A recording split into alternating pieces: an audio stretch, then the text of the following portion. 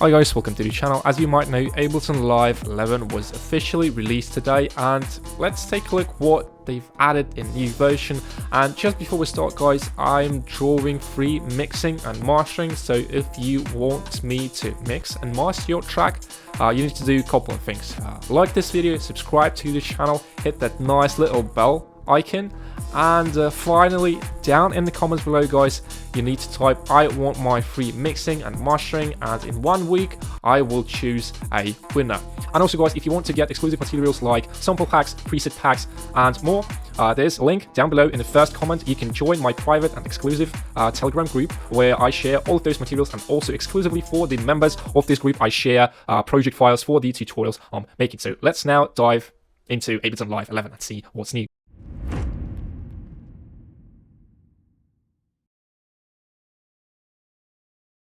Now it looks a bit different, I would say. So the dark theme in Ableton Live 11 is a bit different. It's a bit darker if we compare it to the 10th version, which is really nice because I like the user interface. So I think they kind of updated the graphics. So some colors like here for the volume is a bit different, so pretty much the same but just slightly different colors, so you kind of get it, that is the new version.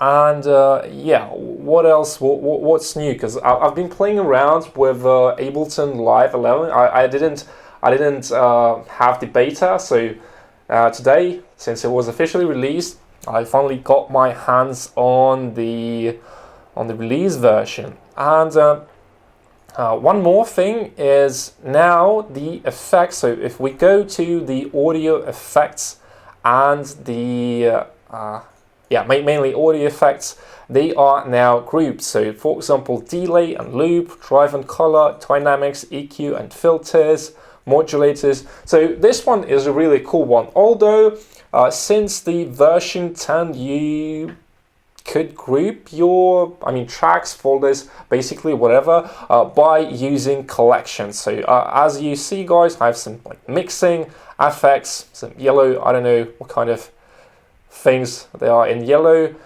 drums, and yeah, basically you can just call it whatever name you like and put any folders, effects, instruments into those categories. So not really a lot of changes here, but it's still kind of nice. So they thought about us music producers and made our lives a little bit easier.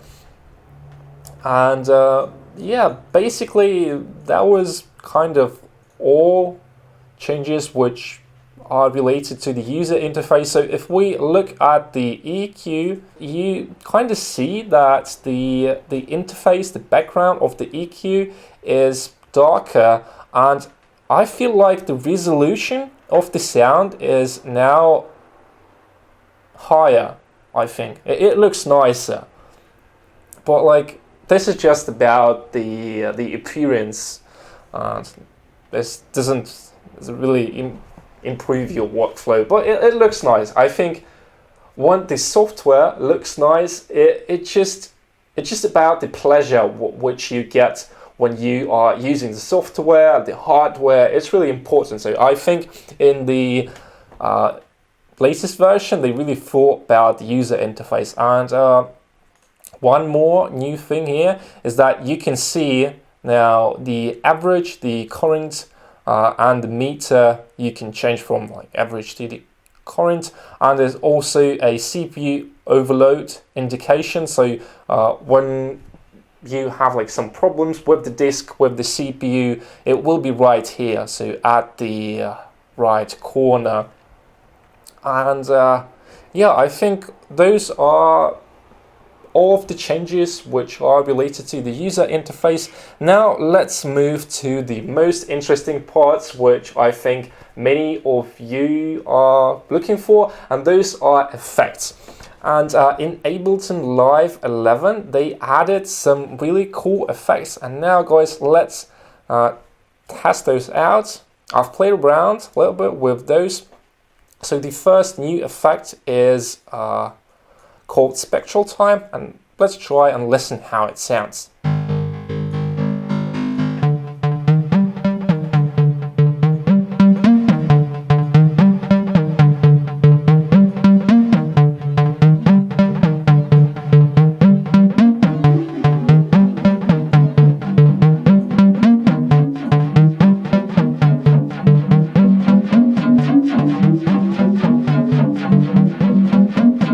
You can also freeze the signal like in reverb.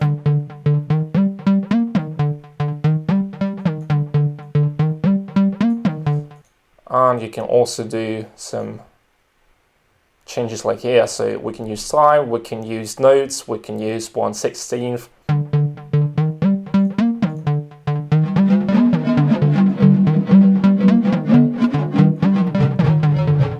Yeah, this is a pretty cool effect. I think it would be useful when you are on your sound design session.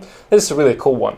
The next one is chorus ensemble. So they improved the chorus, which was in the original 10th version, and now it sounds so cool, guys. I think you don't even need like third-party chorus, because now in Ableton it finally sounds as it should. So there are 3 types of chorus, so classic, ensemble, and vibrato.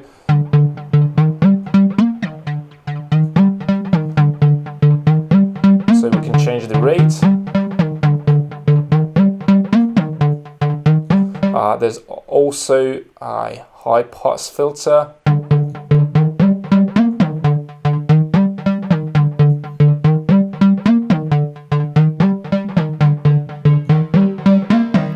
Yeah, you can do fancy kind of effects with this chorus ensemble. And finally, the vibrato.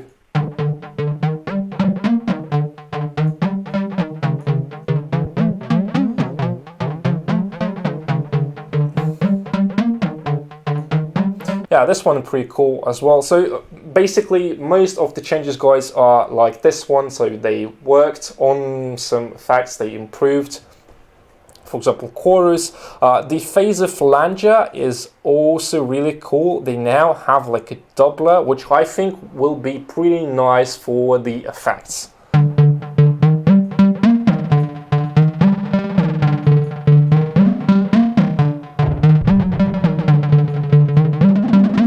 Yeah, let's check the phaser. Yeah, it sounds really nice.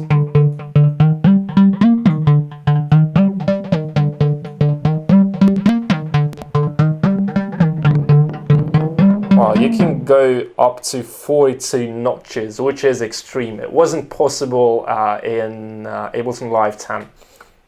So this gives you a lot of sound design and mixing opportunities as well, which is really nice. I think it's an amazing change. Yeah, and finally the spectral resonator, pretty cool one. You can do things like that.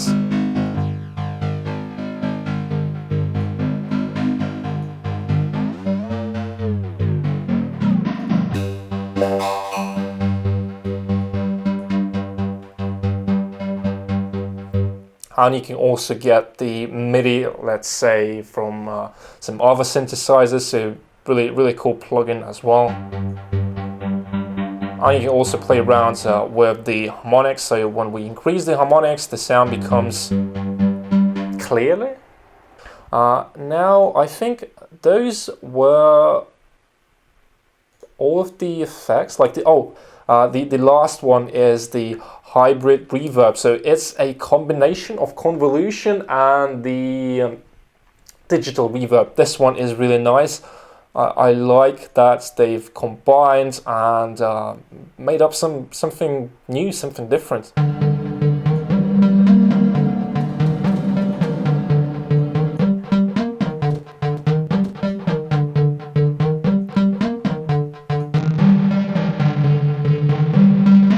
So you can do something like that. You can also choose between the modes. It can be in serial, parallel, algorithm, and convolution.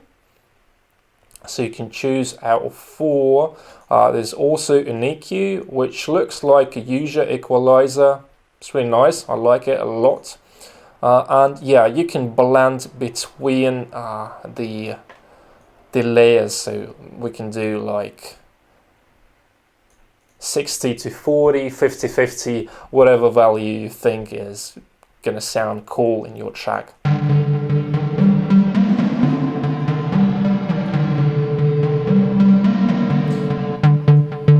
You can also do some vintage kind of vibe sound.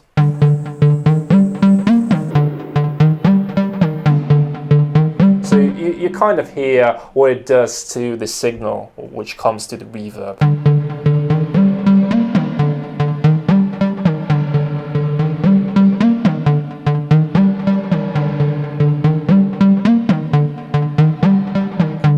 Yeah, so this one is pretty cool. Basically, guys, those are all of the effects which came with Ableton Live 11. Those are really nice. I like those. I'm going to use those in my sound design and mixing sections. I think they are pretty cool. And it's definitely worth a try. So let's move to the piano roll. And for those of you who disliked the piano in Ableton Live 10, now finally they did some great job. And let's create a MIDI clip and take a look at the piano roll. So there are some new things. The velocity now looks a bit different, and there's also a chance for the velocity and for the notes. So for example, if you are using some percussion libraries, and you might choose like chance that the certain note will hit at this certain moment. So we can do like that, the velocity, the chance, what else? I think, yeah, that basically all. You can, yeah, basically this one looks the same as it was in the previous version, so we can do modulation. Yeah, it's pretty much the same. And yeah, here we've got the slide and the pressure. So this one is made for controllers which are able to do the pressure, you know, those kind of keys which you push and they detect the amount of pressure, which is really nice.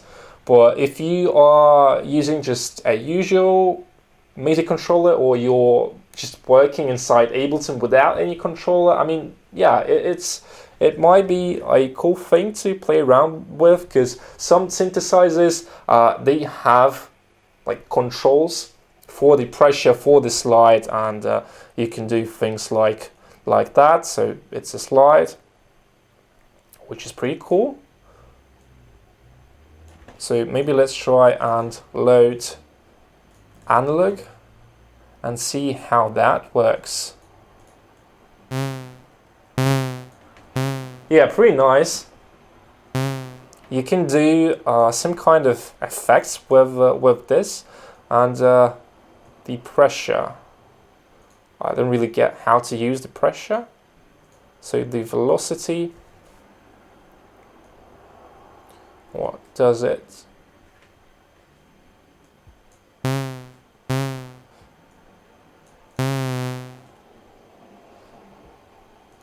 Yeah, so I think the new piano roll is really cool.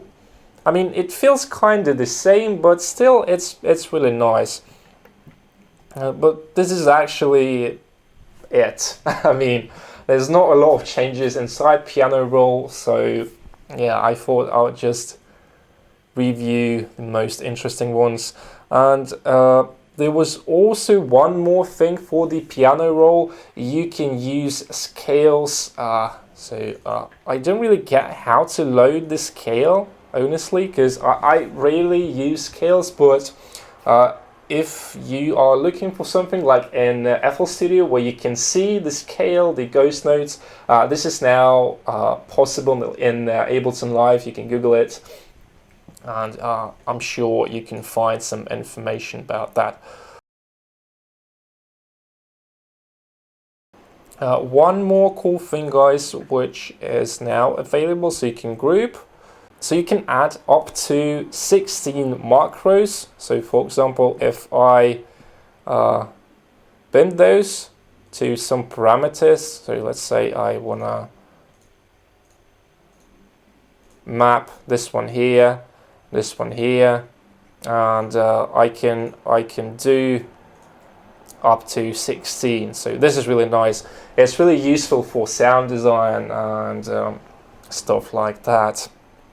And basically, those are the most interesting changes in Ableton Live, which most of you are going to like see when you just buy it or when you like launch the Ableton Live 11.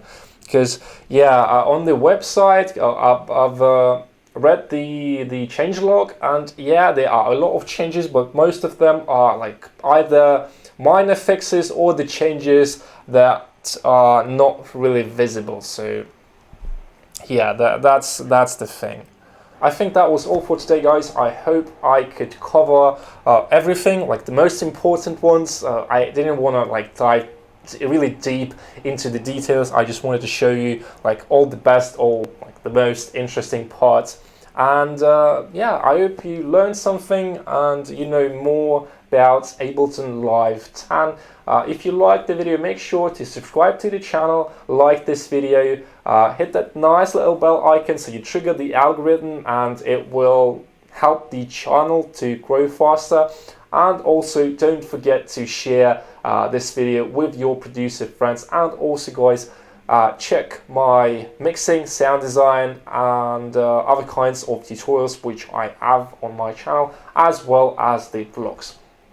As always guys, thank you very much for your attention. Thanks for watching, and I'll see you guys in the next one.